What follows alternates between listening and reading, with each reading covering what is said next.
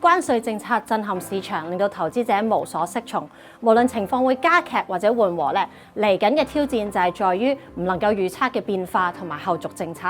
唔同嘅央行咧可能會調整佢哋嘅貨幣政策，去應對可能出現嘅通脹或者經濟下滑。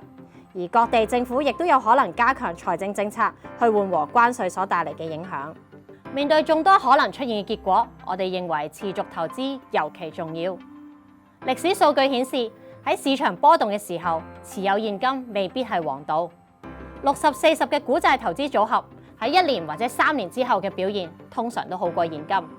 我哋認為關鍵在於要確保投資組合能夠充分分散，並且有多重防禦性部署，亦都要有持續嘅收益流，例如透過高質素嘅債券、股息、另類資產或者包含期權嘅策略等等，作為收益來源。記住，市場起伏係根本常態，你都可以將波幅化為機遇。